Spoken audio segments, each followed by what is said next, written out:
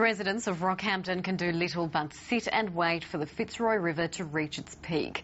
Hundreds of homes have already gone under. The city is isolated and health authorities are warning people to stay out of flood waters as contaminants leak into the swollen waterway. Water from the west is streaming into Rockhampton and turning suburbs into inland seas. The floodwaters are rising into yet more homes. Authorities estimate 500 now stand empty. But even in the worst affected areas, some people in high-set houses are staying put. Well, mate, we're high enough out of the water, so yeah, never had dinner or breakfast over the water before, so we're having it now. So if it starts getting higher than that, then we'll start worrying. Then we'll start worrying. Those who've stayed behind are counting the losses as the waters rise. Well, I've got no insurance. Like they won't cover you for flood if it's sunny. Only if it's a local rain inundation. The Fitzroy River has reached 9 metres and it's still heading for 9.4 metres by Wednesday. The Prime Minister has activated Category C disaster assistance, giving affected primary producers and small businesses access to grants of up to $25,000 and freight subsidies of $5,000. This is a recognition that the economic impact of this disaster is going to take a toll on many communities. The Premier toured the flooded city again today. What's happening here in Rockhampton is, well, I don't think we're going to see it again for another 50 or 100 years. And now the city is cut off, plans to keep the supply chain open are being activated. The Rockhampton Council says there are adequate fuel supplies for the short term, but some service stations have run out of petrol. So far the water supply is safe, but the council may have to start releasing sewage from flooded treatment plants as the river gets towards its peak.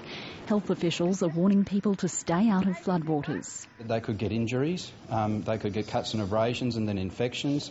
If they're swimming or playing in the water, they could get ear, nose, throat infections, eye infections. Health facilities have been set up to care for flood victims. There's a very sophisticated transfer station being set up at the Gladstone Airport that can look after just about anything to enable retrievals and transfers from this region. SES volunteers have arrived from New South Wales and Victoria to relieve exhausted local crews, and locals have been gathering to help fill thousands of sandbags.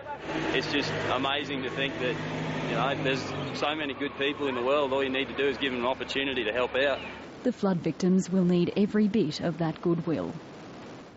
Reporter Siobhan Barry is in Rockhampton and joins us live. Siobhan, how have things changed in the past 24 hours? And the water is rising further and further up into Rockhampton. Streets have just become rivers and the force of the water is picking up all sorts of things in its path. We saw furniture and appliances floating down the street today, children's toys. The water's also picked up a number of wheelie bins, so there's all sorts of rubbish in the water. It's now lapping at the CBD. Some businesses there have had their power cut and they've been told to expect that to be out for a week. Down on the waterfront there were reports today of sewage coming up out of the storm water drain.